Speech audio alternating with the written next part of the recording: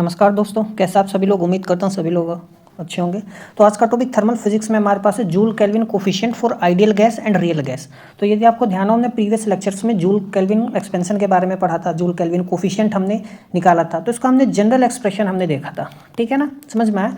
अब हम उस जनरल एक्सप्रेशन से आगे बढ़ेंगे और देखेंगे किस तरीके से हम जूल कोफिशिएंट निकाल सकते हैं एक आइडियल गैस के लिए और एक रियल गैस के लिए, ठीक है। हालांकि हमने थ्योरेटिकली देखा था किस तरीके से आइडियल गैस के लिए जो जूल कोफिशिएंट होता है वो 0 आता है, ठीक है। आज हम मैथमेटिकली भी उस चीज़ को देखेंगे, समझ में आई चीज़ें। तो ये आज का लेक्चर हमारा है। तो आज हम डिफरेंस भी देखेंगे किस तरीके से जूल एक्सपेंशन और जूल केल्विन एक्सपेंशन में डिफरेंस होता है, ठीक है। तो आइए आगे बढ़ते हैं। तो देखो, हम जानते हैं कि जो जूल केल्विन एक्सपेंशन होता है वो क्या होता है, जब एक गैस जो होती है या कोई भी लिक्विड है हाई प्रेशर रीजन से लो प्रेशर रीजन की तरफ, है ना, एक्सपेंड होता है। तो देखो, हाई प्रेशर से जब लो प्रेशर रीजन की तरफ जाएगी गैस, तो क्या होगी, एक्सपेंड होगी। तो गैस कैसे पास होती है, through porous plugs, through small holes, समझ में आया। तो when gas passes from high pressure region to low pressure region at constant enthalpy, समझ में आया। तो गैस के टेम्परेचर में क्या आता है, चेंज आता है। तो गैस का जो टेम्परेचर है उसमें क्या आता है, चेंज आता है। तो इस इफेक्ट को हम क्या बोलते हैं, जूल थॉमसन इफेक्ट बोलते हैं, ठीक है ना, समझ में आया चीज़ें। और कोफिशिएंट जो होता है हमारे पास बताता है कितना चेंज आया है। तो change in temperature with respect to pressure, है ना, when gas moves from high pressure region to low pressure region at constant enthalpy, समझ में आई बात। So this is what the Joule Thomson coefficient is, ठीक है। इसका हमने जनरल एक्सप्रेशन प्रीवियस लेक्चर में देखा था क्या आया था। तो जो जनरल थर्मोडायनेमिक एक्सप्रेशन होता है हमारे पास ये है, ठीक है, समझ में आई बात। इसी को हम फर्दर अब सोल्व करेंगे किसके लिए, कि किस तरीके से बिहेवियर होता है इस कोफिशिएंट का। मतलब बिहेवियर किस पर डिपेंड करेगा, जनरल इक्वेशन ऑफ स्टेट पर, है ना, किसकी, गैस की क्या इक्वेशन ऑफ स्टेट है। हमारे पास सपोज कोई भी हाइपोथेटिकल गैस दे दे और उसका कोई भी जनरल इक्वेशन हमें दे दे, है ना, इस गैस के लिए जूल थॉमसन कोफिशिएंट निकालो, तो हम यहीं से स्टार्ट करेंगे, ठीक है ना, समझ में आएगी बात। तो कुछ भी आपको दे सकता है, लेकिन जनरली हम आइडियल गैस और रियल गैस के लिए निकाल के देखेंगे। लेकिन क्वेश्चन यदि बनाना हो तो कोई भी इक्वेशन हमारे पास दे दे, है ना। सपोज कह दे कोई गैस है, suppose P is equal to V T square, समझ में आया, and something suppose V upon में 3 इज इक्वल टू सब, लेट अस अज्यूम सब NR, ठीक है ना। ये मान लो कोई भी हाइपोथेटिकल इक्वेशन मुझे दे दे, कोई कुछ भी बना के दे दो, और इस गैस के लिए क्या निकालो, जूल थॉमसन कोफिशिएंट निकालो और पता करो कि जब गैस हाई प्रेशर रीजन से लो प्रेशर रीजन की तरफ मूव करेगी एट कांस्टेंट एंथैल्पी तो उसका टेम्परेचर में चेंज आएगा, कि कूल होगी या हीट होगी। तो यह यदि पता करना तो हम यहीं से निकालेंगे, ठीक है ना, समझ में आई चीज़ें। तो आइए स्टार्ट करते हैं, ठीक है ना। तो सबसे पहले हम आइडियल गैस के लिए निकालेंगे। तो देखो, हम जानते हैं क्या, तो आइडियल गैस के लिए देखो क्या क्या इक्वेशन होती है, P V is equal to NRT, ठीक है। तो मुझे देखो कोफिशिएंट निकालना है, तो मुझे क्या चाहिए, डेल वी अपॉन में डेल टी चाहिए, है ना। तो मुझे डेल वी अपॉन में क्या चाहिए, डेल टी। तो यानी मुझे वॉल्यूम में चेंज चाहिए with respect to temperature at constant pressure, समझ में आया। तो देखो NR अपॉन में P आ जाएगा, ये टर्म पूरी कॉन्स्टेंट हो जाएगी, टेम्परेचर रेस्पेक्ट में डिफ्रेंशिएट कर दिया मैंने, समझ में आया। तो मुझे कोफिशिएंट चाहिए, तो mu G T is equal to 1 upon में CP टी, और ये मेरे पास वैल्यू रखूँगा मैं ये, ठीक है ना, NR। तो NR अपॉन में P माइनस ये वॉल्यूम, तो आइडियल गैस के लिए वॉल्यूम हमने यहाँ से यह भी निकाली थी, NRT अपॉन में P, ठीक है। ये दोनों टर्म कट गए तो यानी माइनस हो गया, मेरे पास क्या बचा, 0 आ गया, समझ में आई बात। तो जो आइडियल गैस है उसके लिए जूल थॉमसन कोफिशिएंट क्या है, 0 आया है। यानी 0 आने का मतलब क्या हुआ, है ना, डेल टी अपॉन में डेल पी जो है 0 आने का मतलब क्या हुआ, टेम्परेचर क्या है, कांस्टेंट है, समझ में आया। एक्सपेंशन में जो गैस का एक्सपेंशन हुआ एट कांस्टेंट एंथैल्पी, वो क्या हुआ है, एट कांस्टेंट टेम्परेचर है, मतलब टेम्परेचर में कोई चेंज नहीं आया, समझ में आया, ना कोई हीटिंग प्रोड्यूस हुई है ना कूलिंग प्रोड्यूस हुई है, ठीक है। तो जूल थॉमसन कोफिशिएंट हमने आइडियल गैस के लिए देखा मैथमेटिकली। अब बात करते हैं Joule Thomson coefficient for real gas. तो देखो, हम जो हमारे पास रियल गैस के लिए जनरली हम वंडरबॉल गैस का एग्जांपल लेते हैं। तो हमारे पास जनरल एक्सप्रेशन क्या होता है, ये, ठीक है, समझ में आया, V माइनस के NB is equal to NRT। तो 1 मोल के लिए यदि मैं लूँ तो आप n नंबर ऑफ मोल्स के लिए भी ले सकते हैं, कुछ नहीं है, सिंपल है, ठीक है ना। तो 1 मोल के लिए n की वैल्यू 1 हो जाएगी, नहीं तो आप सिंपली n को रखिए, वो तो कांस्टेंट है, डिफरेंशिएशन में कुछ फर्क नहीं पड़ता, ठीक है। हम जानते हैं कि A जो होता है वो इंटरमोलिकुलर अट्रैक्शन को शो करता है, ठीक है ना, it accounts for intermolecular attraction and B accounts for finite molecular volume, समझ में आया, ठीक है। तो ये चीज़ें हैं। हालांकि जब हम काइनेटिक थ्योरी ऑफ गैसेस पढ़ेंगे मैं इस इक्वेशन को आपको डेराइव करना भी सिखाऊंगा, हम किस तरीके से डेराइव करते हैं, समझ में आए चीज़ें। तो हमारे पास जो कोफिशिएंट है वो क्या है, mathematical expression del V upon में डेल टी P माइनस के V, ये एक्सप्रेशन हमारे पास है। तो मुझे क्या चाहिए, वॉल्यूम का डिफरेंशिएशन चाहिए with respect to temperature at constant pressure, ठीक है। तो हम क्या करेंगे ना, इसको ना पूरे को डिफरेंशिएट कर दो टेम्परेचर के रेस्पेक्ट में, ठीक है ना, समझ में आया, एट कांस्टेंट प्रेशर। तो मुझे ये वाला एक्सप्रेशन चाहिए, तो सबसे पहले मैं क्या निकालूंगा, ये एक्सप्रेशन निकालूंगा, ठीक है ना। तो मुझे यदि जूल थॉमसन कोफिशिएंट को इवेलुएट करना है तो सबसे पहले ये एक्सप्रेशन निकालना है और फिर ये पूरा एक्सप्रेशन निकालूंगा मैं, और फिर अपना जूल थॉमसन कोफिशिएंट में रख देंगे तो मेरे पास आंसर आ जाएगा, ठीक है। तो सबसे पहले इसको क्या करते हैं, हम डिफ्रेंशिएट करते हैं।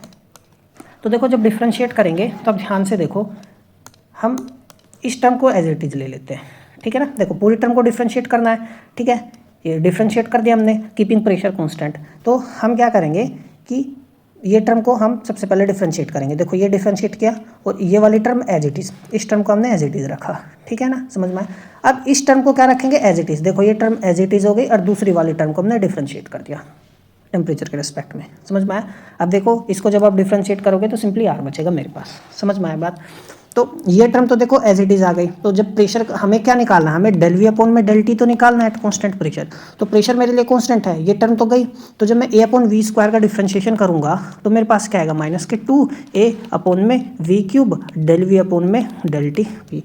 तो देखो ये आ गया, समझ में आया। ये टर्म एज इट इज, देखो ये टर्म एज इट इज होगी, मुझे इसका डिफ्रेंशिएशन करना है तो ये मेरे पास डिफ्रेंशिएशन होगा डेल वी अपॉन में डेल टी, ठीक है, समझ में आई बात। फैक्टरिंग कर लेते हैं। तो ये वाली टर्म आप कॉमन ले लो, है ना, एट कांस्टेंट प्रेशर। ये तो ये है हमारे पास, तो ये टर्म कॉमन लेंगे तो देखो सिंपली हमारे पास क्या बचेगा, p प्लस ये ए वी स्क्वायर और ये वाली term v minus A B two minus के वी माइनस के क्यूब, ठीक है। अब कुछ नहीं करना है, देखो सिंपली टर्म को डिनोमिनेटर में आप ले जाओ तो ये पूरी टर्म मेरे पास क्या आ गई, डिनोमिनेटर में आ गई, ठीक है ना। अब हमारे पास क्या है, डेल वी अपॉन में del T at constant pressure, ठीक है, आर अपॉन, देखो इस टर्म को मैं क्या लिख सकता हूँ, हम जानते हैं ना आइडियल गैस हमारे पास वो रियल गैस क्या है, P is equal to A upon में वी स्क्वायर वी माइनस के B is equal to R T तो है। तो ये टर्म कहाँ चली जाएगी, डिनोमिनेटर में, है ना। तो मेरे पास R T upon V minus b को, ठीक है ना। तो P plus a V square को मैं क्या लिख सकता हूँ, आर टी अपॉन में वी माइनस के बी, इस वाले टर्म को, और ये माइनस के 2a अपॉन में वी क्यूब वी माइनस के बी, ठीक है।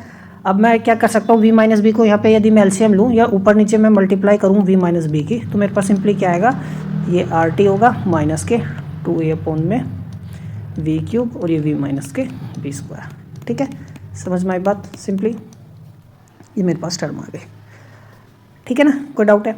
अब देखो अब हमें क्या करना है, हमें तो यदि आप ध्यान से देखो हमें ये एक्सप्रेशन निकालना है ना, हमें तो ये पूरा हमने ये निकाल लिया। अब मैं जिसमें टी की मल्टीप्लाई भी कर दूँ तो ये पूरा एक्सप्रेशन मेरे पास आ जाएगा, है ना, बस पूरा एक्सप्रेशन मेरे पास आ जाएगा। तो मैंने इसीलिए देखो क्या क्या है, दोनों साइड टी की मल्टीप्लाई कर देता हूँ, है ना। तो मेरे पास simply R T V minus के बी, सिंपली नीचे आर टी माइनस के 2a, कुछ नहीं किया, बस दोनों साइड टी की मल्टीप्लाई की है, समझ में आया। अब हम यदि इसको थोड़ा सा और फर्दर सोल्व करें तो ये हम लिख सकते हैं इसको सिंपली, है ना। लेकिन रियल गैसेस में क्या है जनरली, यदि मैं क्या करते हैं, जो बी जो होता है ये वॉल्यूम करेक्शन के लिए इस्तेमाल करते हैं। तो if volume is very large, है ना, जो गैस हम ले रहे हैं सपोज उस गैस का जो वॉल्यूम है बहुत ज़्यादा है, ठीक है, तो बी क्या हो जाएगा, नेगलेक्ट हो जाएगा। अब ऐसा नहीं है कि हम बी को पूरी तरीके से नेगलेक्ट कर रहे हैं, ध्यान से देखो। तो यदि वी माइनस बी मेरे लिए रहेगा, क्योंकि बी जो है ये करेक्शन के लिए टर्म हमने इस्तेमाल की है, ठीक है, तो ये टर्म रहेगी।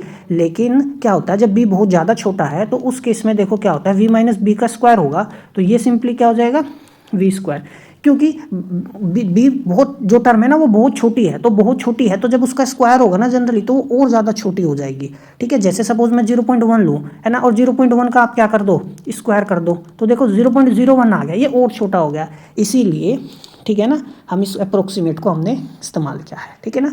हमने बिल्कुल, यदि हम बी को पूरी तरीके से हटा देंगे तो ये तो फिर आइडियल गैस ही कहीं ना किस बन जाएगा, लेकिन वो थोड़ी ना हम कर रहे हैं, समझ में आया मैंने क्या कहना क्या चाह रहा हूँ मैं, ठीक है। इसीलिए हमारा जो एक्सप्रेशन बनेगा तो क्या बनेगा, टी डेल वी अपॉन में डेल टी, देखो आर टी वी माइनस की, ये टर्म तो रहेगी भाई, बेशक ये छोटा हो लेकिन इस सब्ट्रैक्ट करने के बाद कुछ ना कुछ ऊपर आएगा। लेकिन जब स्क्वायर हो जाएगा ना यहाँ पे तो छोटा हो जाएगा, तब नेगलेक्ट कर सकते हैं। तो यहाँ से तो वी स्क्वायर बचेगा और नीचे वी क्यूब है हमारे पास, है ना, तो ये 2a अपॉन में वी आ जाएगा। कोई डाउट है, ठीक है। तो ये सिंपली मेरे पास एक्सप्रेशन देखो ये बच गया, है ना। इसको फर्दर हम सोल्व कर सकते हैं, आर टी से आर टी काट सकते हैं, तो मैं इसको v माइनस के बी लिख सकता हूँ और 1 माइनस के 2a अपॉन में V R T. R T common लेके हमने क्या कर दिया, सिंपली सब्ट्रैक्ट कर दिया। ठीक है, तो ये जो मेरे पास टर्म आई है, यदि आप इसको ध्यान से देखो, मैं इसको कैसे लिखूँगा, मैं इसको ऐसे भी लिख सकता हूँ, है ना, 1 माइनस के 2a वी आर टी और पावर में माइनस के 1, इस टर्म को समझ में आया। अब यहीं पे हम किसका इस्तेमाल करेंगे, बाइनोमियल एक्सपेंशन का इस्तेमाल करेंगे। ठीक है ना, तो बाइनोमियल एक्सपेंशन में हम कैसे इस्तेमाल करेंगे, देखो वॉल्यूम क्या है, बहुत ज़्यादा वॉल्यूम हमने ज़्यादा ली है, समझ में आया। तो ये टर्म वॉल्यूम डिवाइड में है, तो कोई भी टर्म जैसे 1 अपॉन समथिंग कोई टर्म ज़्यादा होगी तो वो टर्म कम आएगी, समझ में आया। तो 1 माइनस के एक्स इनवर्स यदि मैं बात करूं तो x की वैल्यू यदि बहुत कम होती है ना, 4 स्मॉल x, तो ये मेरे पास क्या आ जाता है 1 प्लस के x। ठीक है ना, तो ये टर्म तो x की तरह मैं ट्रीट कर सकता हूँ ना, समझ में आया। तो बाइनोमियल एक्सपेंशन का यदि मैं इस्तेमाल करूँ तो मेरे पास क्या आ जाएगा v माइनस के b। ठीक है ना, और ये 1 प्लस के 2a वी आर टी, क्योंकि जो और टर्म्स है ना वो वहाँ पे 1 प्लस एक्स स्क्वायर समथिंग कुछ और आएंगी, वो और छोटी हो जाएंगी, समझ में आया। तो मैं सिर्फ इन्हीं टर्म्स को लूँगा, क्योंकि यहाँ पर भी हायर ऑर्डर टर्म्स आएंगी, वो हायर ऑर्डर टर्म्स 4 ज़्यादा स्मॉल होगी, तो मेरे लिए उनका कोई इस्तेमाल नहीं है। ठीक है, समझ में आया। तो ये हो गया, कोई डाउट है।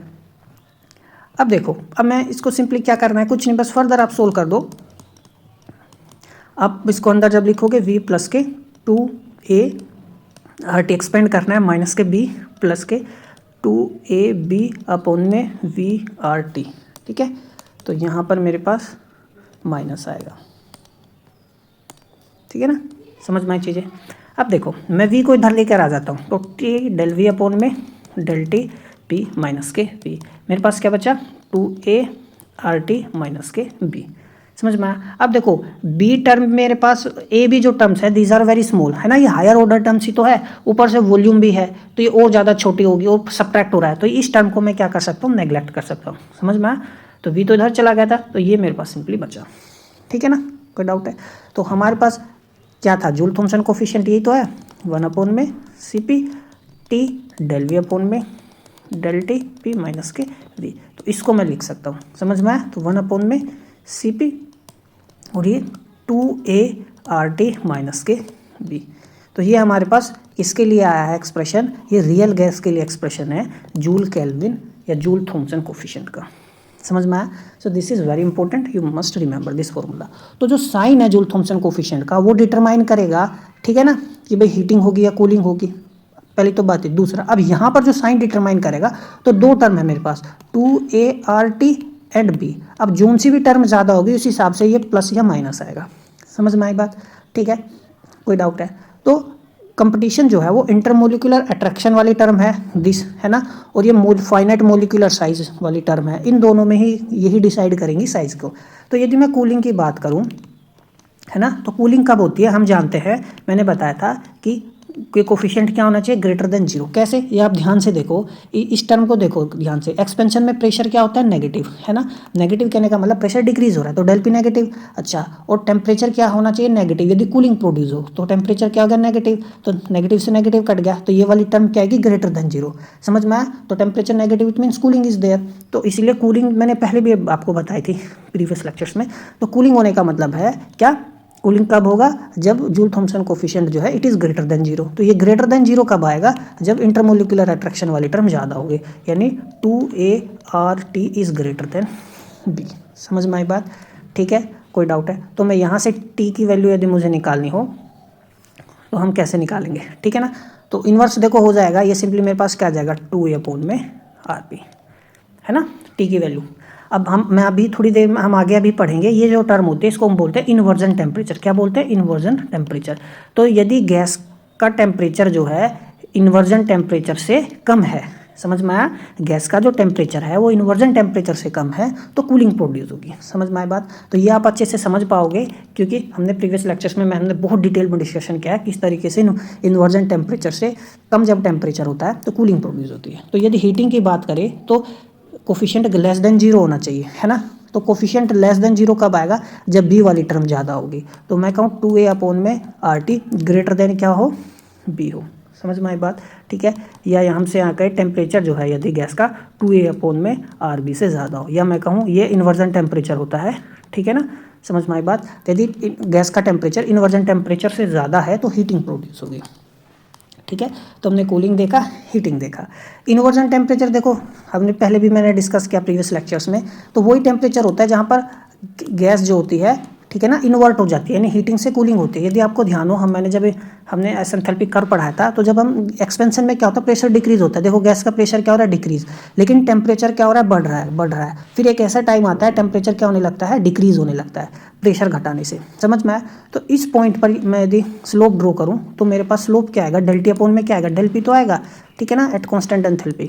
ये कॉन्स्टेंट एंथैल्पी के लिए हमने ग्राफ बनाया, तो ये क्या आएगी, 0, है ना। तो म्यूजिटी क्या आता है, 0 आता है मैक्सिमम ऑफ द कर्व पे।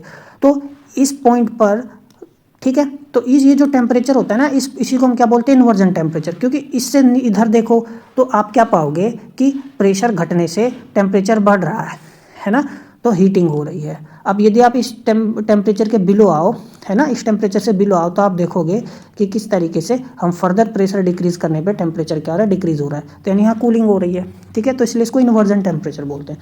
तो जो इन्वर्जन टेम्परेचर कब होगा, जब ये कोफिशिएंट 0 होगा। तो ये कोफिशिएंट 0 होने का मतलब है 2a अपॉन में RT is equal to B, या मैं T की वैल्यू यहाँ से क्या निकालूंगा, 2a अपॉन में RB, यानी यही इन्वर्जन टेम्परेचर है, ठीक है।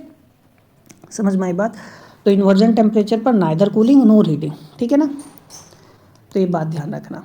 अब हम अपना जो कोफिशिएंट है, जूल थॉम्सन कोफिशिएंट जो है, उसको इन्वर्जन टर्म्स में भी लिख सकते हैं। किसके लिए, रियल गैस। तो हमारे पास क्या है, 1 अपॉन में CP, 2a अपॉन में RT माइनस के B, यही तो है, ठीक है। तो यदि मैं B कॉमन ले लेता हूँ तो हमारे पास क्या आएगा, B अपॉन में CP, तो ये 2, ठीक है, और ये A अपॉन में RBT माइनस के 1, ये तो आएगा। और ये 2a अपॉन में RB को मैं क्या लिख सकता हूँ, इन्वर्जन टेम्परेचर TI, और ये T मेरे पास बचेगा माइनस के 1। समझ में आई बात, ठीक है। तो ये चीज़ है, तो ये भी आप ध्यान रखना, this is also important thing, है ना। तो मोस्ट गैसेस, मतलब मोस्ट गैसेस का और सभी गैसेस का ना इन्वर्जन टेम्परेचर होता ही होता है। उससे है ना, मोस्ट मतलब जनरली हर गैस का एक रूम टेम्परेचर, वो हर गैस का एक इन्वर्जन टेम्परेचर होता है। लेकिन मोस्ट ऑफ द गैसेस क्या होता है, उनका जो इन्वर्जन टेम्परेचर होता है ना, रूम टेम्परेचर से ज़्यादा होता है, ठीक है ना। So they cool on throttling. So most gases have inversion temperature well above room temperature, so they heat on throttling. तो यहाँ पे क्या आएगा जनरली, मैं देखो इस चीज़ को ना मैं ऐसे समझेंगे कि जैसे हमारे पास एक ग्राफ हो गया, ठीक है। अब कुछ गैसेस का क्या होता है, मतलब मोस्ट ऑफ द गैसेस जो होती है ना, जैसे मैं यहाँ पे सब, ये टेम्परेचर हो गया, प्रेशर हो गया, तो ये मेरे पास ग्राफ ये आता है, ठीक है। तो मोस्ट ऑफ द गैसेस हमें ऐसी मिलेंगी कि उनका जो टेम्परेचर है ना, ये तो इन्वर्जन टेम्परेचर होगा T, ठीक है। अब मान लो यहाँ उनका कोई इनिशियल टेम्परेचर है, आप फर्दर क्या करना चाहते हो, थ्रोटलिंग लगाना चाहते हो, मतलब थ्रोटलिंग प्रोसेस करना चाहते हो, गैस को एक्सपेंड करना चाहते हो यूजिंग जूल थॉम्सन प्रोसेस। तो फर्दर आप जब घटाओगे तो वो टेम्परेचर आप सपोज क्या हो जाएगा, T डैश। गैस का जो टेम्परेचर है इनिशियली मान लो इन्वर्जन टेम्परेचर से क्या है, कम है। समझ में आया? तो क्या प्रोड्यूस होगी, कूलिंग प्रोड्यूस होगी, ठीक है। कुछ gas, most of the gases का यदि एबव रूम टेम्परेचर है, समझ में आया, तो रूम मतलब जो उनका इन्वर्जन टेम्परेचर होता है वो रूम टेम्परेचर से क्या होता है, जनरली ज़्यादा होता है, ठीक है। तो उस केस में मान लो रूम टेम्परेचर हम इन्वर्जन टेम्परेचर से, मतलब जो हमारा इन्वर्जन टेम्परेचर है और गैस का रूम टेम्परेचर पर गैस का इन्वर्जन टेम्परेचर से ज़्यादा है, मान लो यहाँ पर है, ठीक है। तो क्या होगा, यदि हम एक्सपेंड करेंगे तो क्या प्रोड्यूस होगी, हीटिंग प्रोड्यूस होगी, ठीक है ना। समझ में आया? तो हम अपने हिसाब से इस चीज़ को समझ सकते हैं, ठीक है। कोई समझ में, ये स्टेटमेंट थोड़ा सा कंफ्यूजिंग लग सकता है, और जैसे मैंने अभी यहाँ पे समझाया, ध्यान रखना। सिंपली मैं ये कह रहा हूँ कि यदि गैस जो है रूम टेम्परेचर पर, उसका इन्वर्जन मतलब जो रूम टेम्परेचर पर गैस है और उसका टेम्परेचर जो है इन्वर्जन टेम्परेचर से कम है तो कूलिंग प्रोड्यूस होगी। यदि इन्वर्जन टेम्परेचर से ज़्यादा है तो हीटिंग प्रोड्यूस होगी। उसका रूम टेम्परेचर यदि इन्वर्जन टेम्परेचर से ज़्यादा है तो हीटिंग प्रोड्यूस होगी, ठीक है।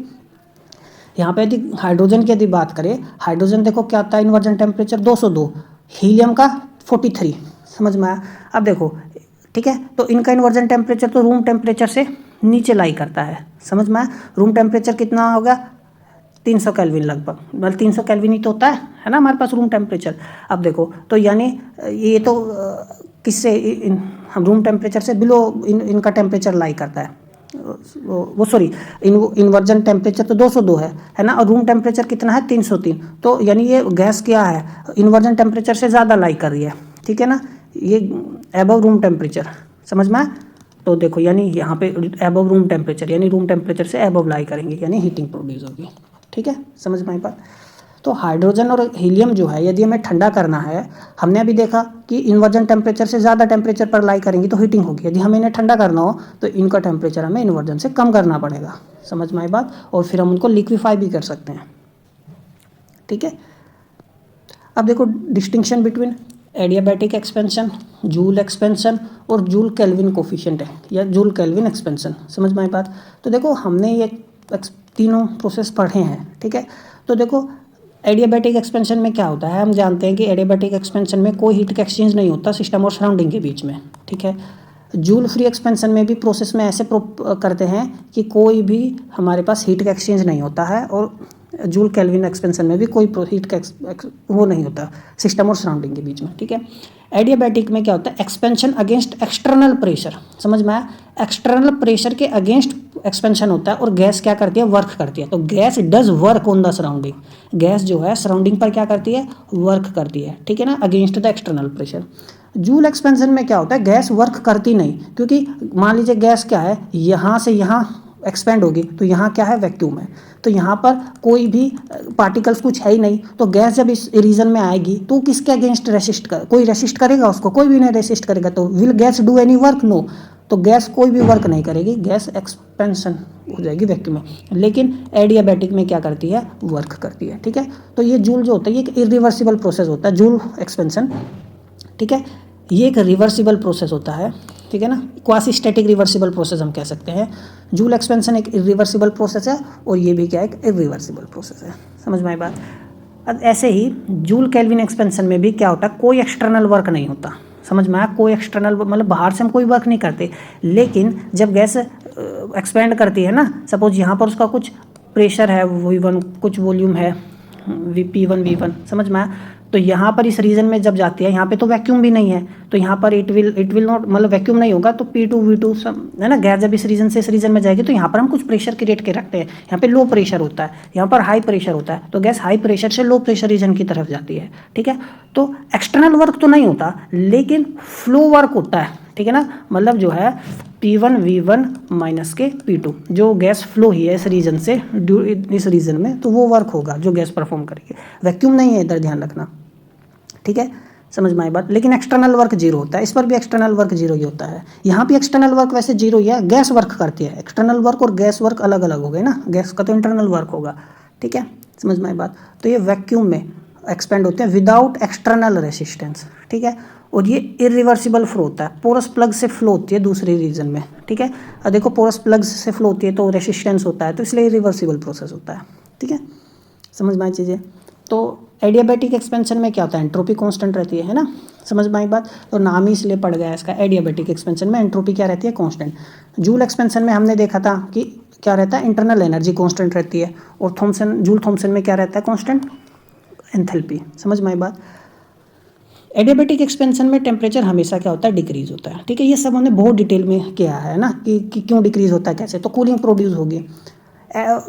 ठीक है, जूल में भी क्या होता है, आइडियल गैस में तो कोई टेम्परेचर चेंज नहीं, और जूल एक्सपेंशन में यूजुअली स्मॉल लेकिन कूलिंग होती है। ठीक है ना, जब इस एक्सपेरिमेंट को बहुत ही सेंसिटिव तरीके से परफॉर्म किया गया था। ठीक है ना, तो ये यदि आप ध्यान हो मैंने जब पढ़ाया था तो आप समझ पाओगे। आइडियल गैस में कोई टेम्परेचर में चेंज नहीं आता, कोई हीटिंग कूलिंग नहीं। रियल गैस में हीटिंग भी हो सकती है, कूलिंग भी हो सकती है। ठीक है, समझ में आई बात। तो यदि ये पूछा जाए सबसे ज़्यादा टेम्परेचर में चेंज किस में होता है, तो सबसे ज़्यादा जो टेम्परेचर में चेंज होता है ना, वो इसी में होता है, एडियाबैटिक में। यानी यदि मैग्नीट्यूड ऑफ टेम्परेचर चेंज वही पूछा जाए तो वो एडियाबैटिक एक्सपेंशन में सबसे ज़्यादा टेम्परेचर में चेंज होता है। ठीक है, अब देखो जब एक्सपेंड हो रहा है तो प्रेशर तो घटेगा ही, वॉल्यूम बढ़ती है, देखो वॉल्यूम भी बढ़ेगी, तीनों में वॉल्यूम बढ़ेगी, ये तो है। लेकिन प्रेशर चेंज में ग्रेजुअली डिक्रीज होता है, सडन ड्रॉप होता है टू इक्विलिब्रियम, इसमें ग्रेजुअल होता है, क्योंकि धीरे धीरे पोरस प्लग से gas higher pressure region to low pressure region में जाती है। ठीक है, तो इसका तो कोई कोफिशिएंट नहीं है, तो हम इसमें ये देखते हैं बस change in temperature with respect to volume at constant enthalpy. ठीक है, काफ़ी जगह ना हमने ये भी निकाल सकते हैं वैसे, change in temperature with respect to pressure, और यदि वहाँ पर कांस्टेंट इंटरनल एनर्जी लिखा हुआ है ना, तो आप समझ जाइएगा वो जूल कोफिशिएंट की ही बात कर रहा है, और ये भी जूल कोफिशिएंट ही है। लेकिन जनरली हम इसी को निकालते हैं, इसको भी आप निकाल सकते हो मैथमेटिकली। कुछ भी वो नहीं है, ठीक है। मैंने जब इसको परफॉर्म किया था तो आप वहाँ पर बस वॉल्यूम की जगह प्रेशर ले लीजिए तो आसानी से निकल जाएगा, ठीक है। और ये हमारे पास क्या आता है, change in temperature with respect to pressure. तो यहाँ मैं यदि इंटरनल एनर्जी लिख दूंगा तो जूल कोफिशिएंट बन जाएगा, लेकिन मैं यदि एच लिखूँ कांस्टेंट एंथैल्पी तो मेरे पास जूल थॉमसन कोफिशिएंट होगा, ठीक है। तो ध्यान रखना, काफ़ी कंफ्यूज मत होना, रटना नहीं है। आप सोचोगे हर बुक में तो डेल टी अपॉन में डेल वी को ही जूल कोफिशिएंट कहा गया, नहीं, डेल टी अपॉन में यदि डेल पी भी है ना at constant internal energy, we can also calculate वो, we can also say it's a Joule coefficient, ठीक है। समझ में आई बात। तो आइडियल गैस की यदि बात करें तो देखो टेम्परेचर में कोई चेंज नहीं आता है ना। इसमें कूलिंग होती है ड्यू टू वर्क डन, है ना। कूलिंग तो इसमें, क्योंकि ये एक्सटर्नल वर्क इसमें परफॉर्म होता है, उस एक्सटर्नल वर्क की वजह से गैस की इंटरनल एनर्जी क्या हो जाती है, कम। कोई भी गैस हो चाहे तो उसकी वजह से कूलिंग होती है।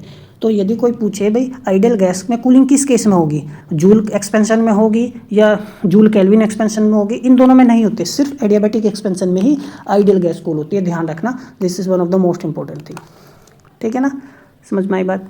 तो ये है रियल गैस बिहेवियर, वही मैंने बताया, हमेशा कूल होती है और स्मॉल टेम्परेचर चेंज आता है ड्यू टू इंटरमोलिकुलर फोर्सेस। वो तो जूल एक्सपेरिमेंट में तो वो भी नहीं आया था क्योंकि उसका एक्सपेरिमेंट इतना सेंसिटिव नहीं था, लेकिन जब जूल के एक्सपेरिमेंट को सोफिस्टिकेटेड तरीके से परफॉर्म किया गया तो हम देखते हैं कि स्मॉल चेंज आता है टेम्परेचर में, वो डिक्रीज होता है, ठीक है। और रियल गैस की यदि हम बात ही करें तो देखो वो निर्भर करेगा भाई, यदि गैस का टेम्परेचर जो इन्वर्जन टेम्परेचर से नीचे है तो वो कूल होगी, इन्वर्जन टेम्परेचर से ऊपर है तो वो हीट होगी, ठीक है। समझ में आई बात। तो ये इन्वर्जन टेम्परेचर का कंसेप्ट होता नहीं है जूल उसमें एडियाबैटिक में, जूल में एक्सपेंशन में भी नहीं होता है, ठीक है। सिर्फ किस में होता है, जूल केल्विन में। इन्वर्जन टेम्परेचर पर कोफिशिएंट 0 होता है, ठीक है। समझ में आई चीज़ें। तो ये है तो मैथमेटिकल रिलेशन, ये हम जानते ही हैं कि एडियाबैटिक एक्सपेंशन में P V gamma is equal to constant, ये रिलेशन होती है ना। इंटरनल एनर्जी में कोई चेंज नहीं होता यहाँ पे। और कोफिशिएंट हम निकाल सकते हैं, यदि आपको ध्यान हो तो हमने जब जूल कोफिशिएंट निकाला था तो mu J is equal to 1 upon में सी वी, ठीक है ना, P minus T del P upon में del T at constant pressure, उस एट कॉन्स्टेंट वॉल्यूम। ये हमारे पास क्या आता है, जूल कोफिशिएंट आता है, और ये क्या है, जूल केल्विन कोफिशिएंट, ठीक है। समझ में आई बात। So these are some small differences. ये मैंने आपको बताया है कि मैग्नीट्यूड ऑफ कूलिंग की बात करें, एडियाबैटिक में ही सबसे ज़्यादा टेम्परेचर का ड्रॉप होता है, जूल में स्मॉल ड्रॉप होता है, इसमें ठीक ठाक ड्रॉप होता है। वो डिपेंड करता है टेम्परेचर इनिशियली क्या है, इन्वर्जन से ज़्यादा है या इन्वर्जन से कम है। और जूल केल्विन को हम गैस के लिक्विफिकेशन के लिए इस्तेमाल कर सकते हैं, ठीक है ना। समझ में आई बात। ये है तो ये था हमारा आज का लेक्चर, तो काफ़ी इंपॉर्टेंट लेक्चर था।